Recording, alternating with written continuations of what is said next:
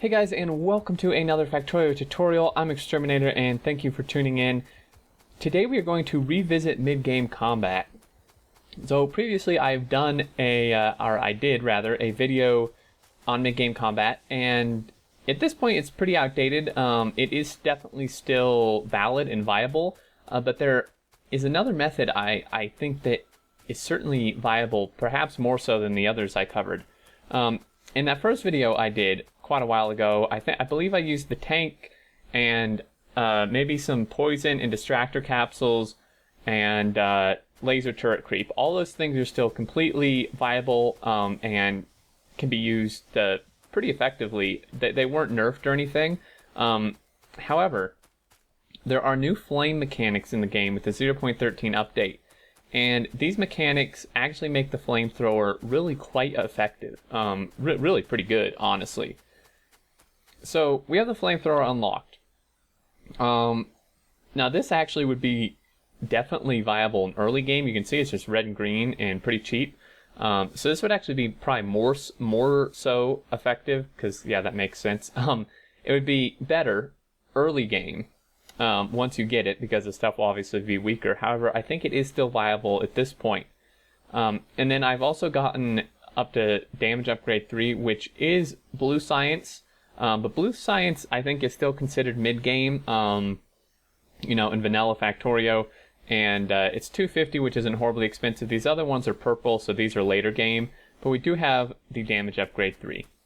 So you can see this dude burns for 8 seconds.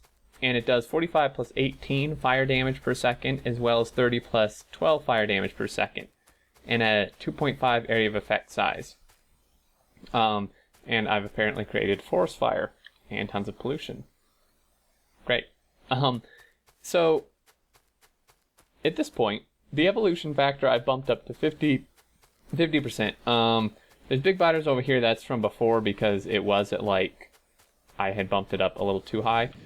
So theoretically we should have mostly medium guys. Now if you're very careful, you can take on big guys. Big biters aren't a problem. It's the big spitters that become a problem for you, because they still do a lot of damage and have a lot of range. So these guys, and I do want to point out for anyone who may be questioning, it is definitely possible for you to have blue science and have researched blue science stuff by evolution factor 50%. It really depends how you build your base, how much pollution you're creating, how many bases you've killed, because all those things contribute to the evolution factor. So, of course, it's possible also to have 50% evolution before you even get blue science, if you're going crazy and killing bases all the time and just have a ton of pollution and stuff. But I did want to just mention that, because even though it's only medium guys spawning, I think it's definitely possible to have these blue researches. So you can see this actually does an insane amount of damage to these bases. You have to be careful if you let them sneak up on you like that. The flamethrower, how it works is it's only going to really hit where you're firing. So if I'm firing out here, when something runs past this and is closer to me, I have to actually fire right next to me, which then damages me. But anyway, so there's a few techniques I want to point out here. First of all, is when they're running toward you, you can see, you might have noticed, I kind of create a wall or a half circle of flame like that, and they run through it. They have to run through it, because their pathfinding has already figured out how to get to me. So they run through this, they catch on fire, and they burn, and usually they're dead by the time they even get to me.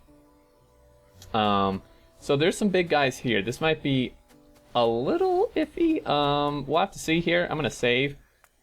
Also, always save before you do combat. But I'm creating a circle here already, and you can see even these big guys, they almost get to me, but not quite. So this is definitely legitimate mid-game. There were a few big guys, mostly still medium and smalls, which can get completely destroyed. And now another technique I actually saw on the subreddit, I think it was today or yesterday, which is extremely effective, is if you just move your mouse around like this, like I'm doing. Sorry if this makes people dizzy, but you have to do this to use this technique. If you wave your mouse around like this, it shoots flames like everywhere. You can see like this, and they just get completely wrecked. Instead of doing it in like one stream like I was previously, if you just do this, pretty much everything gets hit, and they just get like completely destroyed. So fairly decent range, you know, not great, not like a rocket launcher or something, but certainly enough to hit this stuff. Now you do again have to be careful, but ouch. Just like doing this is actually probably the most viable strategy with the flamethrower. Is just wave your mouse around like this, and you know, of course, if they sneak by you, just shoot them in the face like that. Ouch! Don't run through the flames. And there you go. So this is actually this is really effective. Again, it would be even more so as you earlier in the game.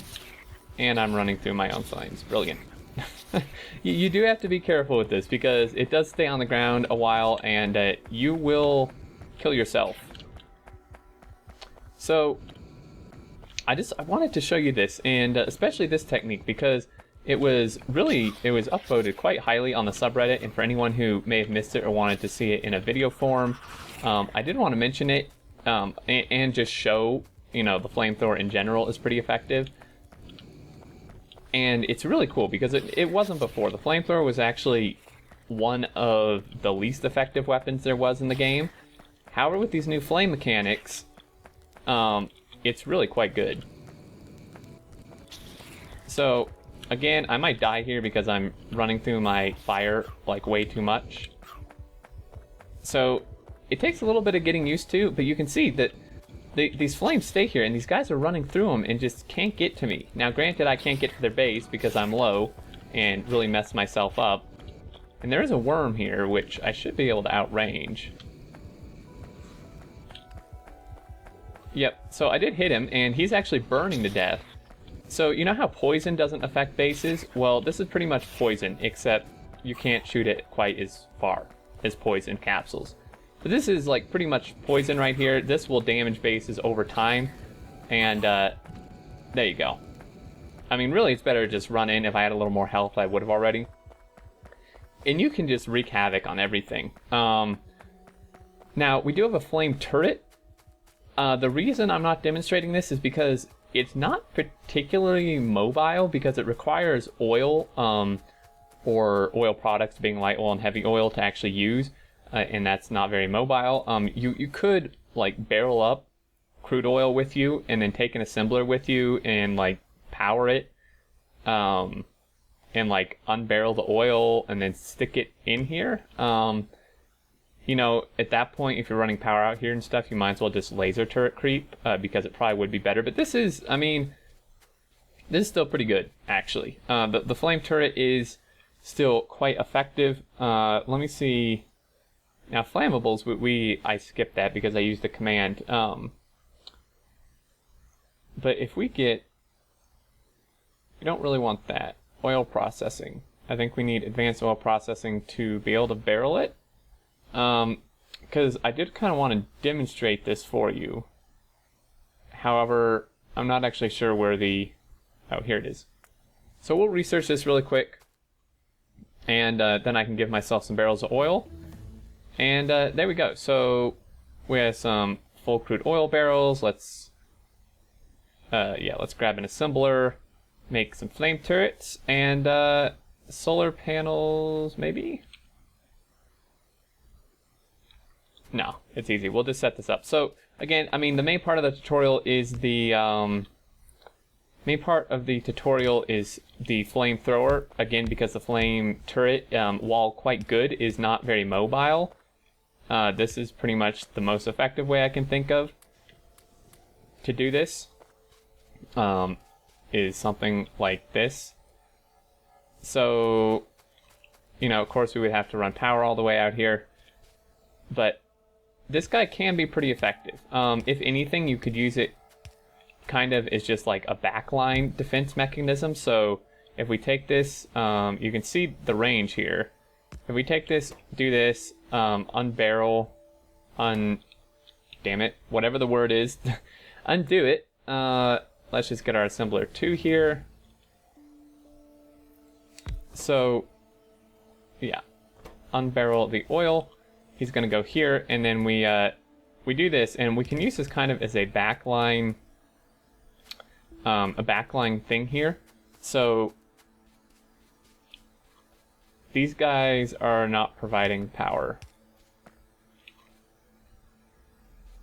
Oh.